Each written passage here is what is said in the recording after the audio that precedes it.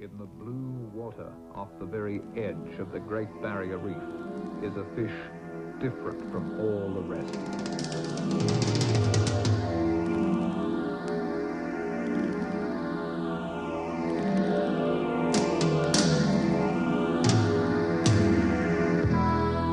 A fish of such size, such grace and power, that anglers come halfway around the world and pay $20,000 just for the chance to hook one.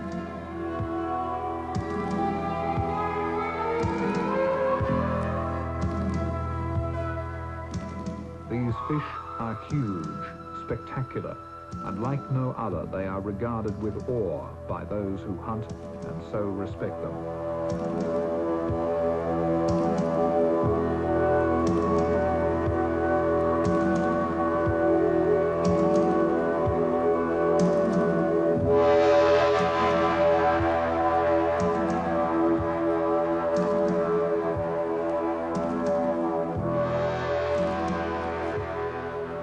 Nowhere else in the world are they found in such concentrations as here in the Coral Sea from September to December, when the breeding instinct congregates them along the reef's northern ramparts. To the world's top big game fishermen, these are something more than fish. Majestic, living symbols of the angler's sport. They are black marlin, the ultimate.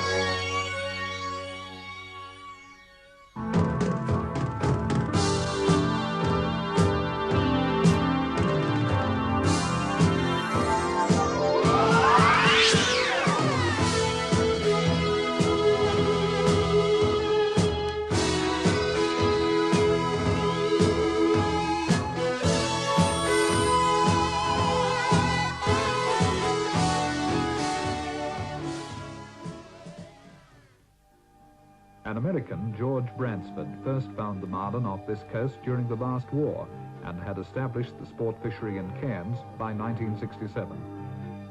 Since that first year, anglers from all over the world have made this North Queensland coast their mecca. The huge marlin are found all along this spectacular reef country, from the reefs off Townsville in the south to the northern end of the famous Ribbon Reefs just wide of Lizard Island. The ribbons stretch for more than 70 miles south of Lizard. Number 10 ribbon is an unbroken wall of coral 15 miles long. At the ribbon's edge, the warm coral sea drops dramatically within half a mile to be nearly 1,000 fathoms deep. This is the water of the black marlin. To the visitor, it looks from the air like a fantasy land, a paradise on the other side of the world, where you can live out your wildest dream of big fish adventure. There are excellent marlin fishing bases at Lizard Island and of course Cairns, but out here on the reef edge itself, this is mothership country. The mothership concept has changed the face of marlin fishing in the last 6 or 7 years. The Coral Reef Hotel is the biggest in a fleet of about 8 regulars, a very comfortable floating air-conditioned hotel away from home. 2-berth cabins, luxury cuisine, a well-stocked bar, and moored here in behind the shelter of the reef, literally only 10 minutes run from the big marlin grounds. For the international anglers in particular, whose time on the marlin water is precious, a base like this is worth the extra hundreds of dollars a day it costs. For me right now, it means a chance to stretch a bit after all the flying and get in some much-needed exercise. You don't have to be super fit to go marlin fishing, but there have, in the history of marlin fishing, been a lot of big fish lost because anglers couldn't keep up with the pace. And it's my personal belief that you can have $1 million mothership, a $250,000 marlin boat, the most professional crews in the world, all the latest and greatest in fishing tackle technology, and you can blow all that if you can't handle the pace yourself.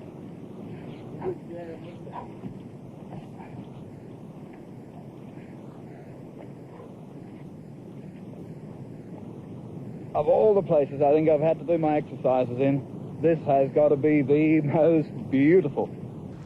Because this spot is on the very edge of the barrier reef, and remote from man and much of the rest of the world, it remains one of the most stunning marine environments on Earth.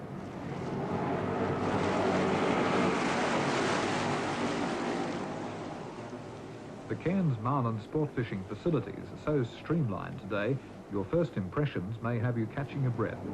It's possible to begin your day in one of our southern capitals, land in Cairns before most people have left for work, and then be whisked by seaplane in less than an hour to the waiting mothership. By 11 o'clock you can be out wide of the reef, your fishing system and crew totally organised, and 2 baits in the water. Our boat's fishing system works like this. Bernie is the skipper, and it's his job to find the fish. And he'll be doing everything that he does from either up here in the tower or on the fly bridge. Our 2 deckies, Brett and Grant, are in charge of everything that happens down there in the cockpit. They're the guys who put the worms on the hooks, as we say. And as the angler, the guy who does the fishing, I've got to be down there on that deck too, ready and waiting for that first marlin.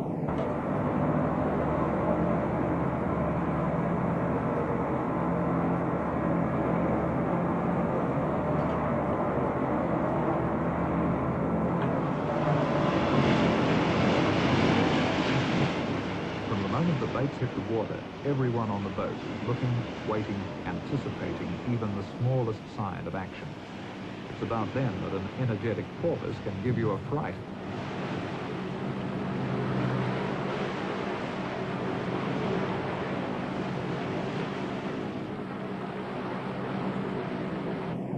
Our fishing setup is a fairly common one in marlin fishing. Bernie up there, it's his responsibility to find the fish, but everything else in the system happens down here, around this chair on the deck. We're fishing 2 baits, trolling them about 20 metres behind the boat. We've got an 80-pound outfit on the right here, and 130 on the left.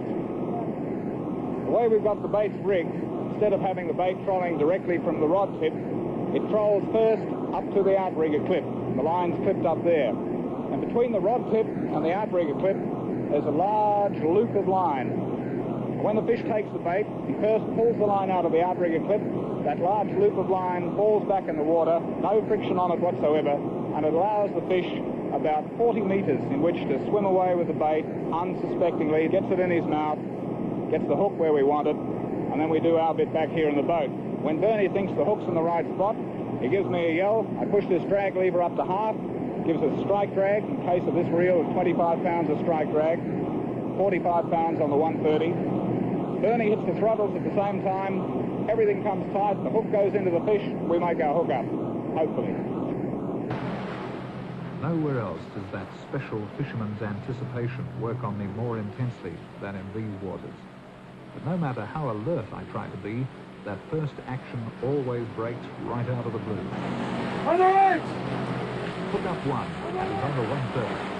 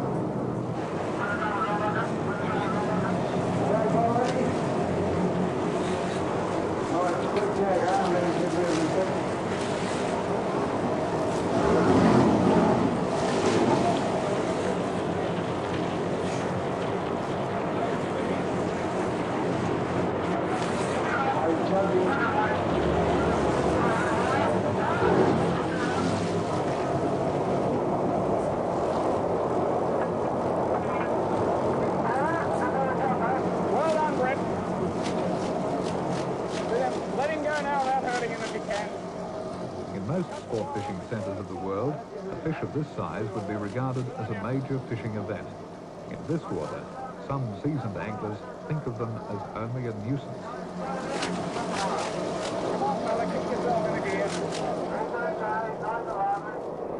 This tackle is built for big fish, and on those little fish it really is murder.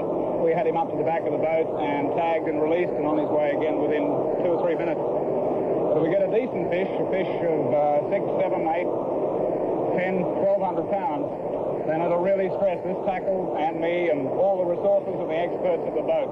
That's what we're after out here, something to give us a decent workout. The sun's getting a bit low on the horizon, but if not today, perhaps tomorrow.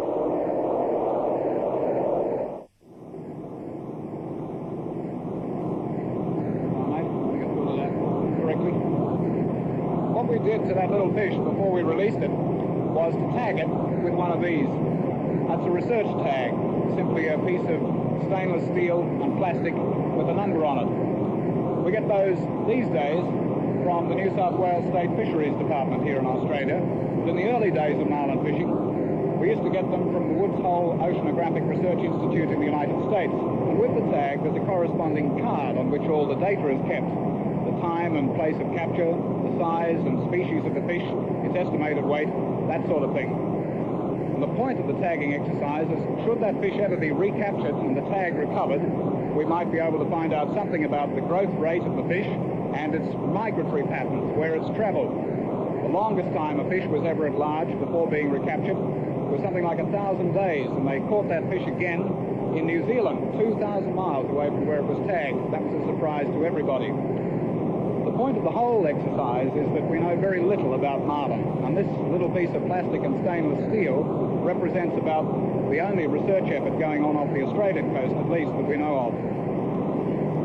At the moment, the marlin are being commercially harvested by Japanese longliners in the Pacific. They take tens of thousands of them every year. And it's small research projects like this that are going to be able to tell us eventually whether they can afford that sort of pressure on the marlin population or not. The Japanese longliners have been working the waters off Australia's continental shelf for decades. They fish with lines 50 miles long that have thousands of hooks.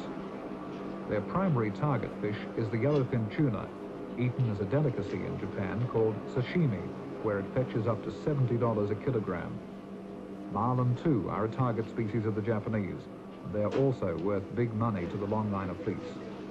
This one is a black marlin, but the Japanese also take striped and blue marlin, thousands of fish a year. Since the 1st of November 1979, there has been a rigid agreement in force controlling Japanese longliners within a 200-mile Australian fishing zone. In 1981, the government banned longliners from the Cairns and Lizard Island marlin waters altogether. A black marlin I tagged off Cairns in 1974 ended his days like this fish has done, just 6 weeks after I released him. This fish is being stored at 45 degrees below zero in a 350-ton capacity freezer. When his carcass next sees the light of day, it will be on the sales floor of one of Japan's huge open-air fish markets. Longliners and game fishermen are the big marlin's only predators, but it would probably take the whole Cairns fleet 20 years to take as many marlin as one longline vessel could kill in a single season. A top game boat in one 3-month season might be successful with 100 marlin. Of those, between 80 and 90 would be tagged and released. Trolling 2 baits around in square miles of blue water often isn't an efficient way of catching billfish. About the only rule of thumb is the more time you put in, the better your chances. This marlin fishing can be something of a waiting game. You can wait and troll and wait and troll some more for hours and hours on end, sometimes even days. One chap even described it, likened fishing on a rough and dirty day to standing under a cold shower all by yourself, tearing up $50 bills as fast as you could go. It's not always like that, of course. Usually something happens, sooner or later.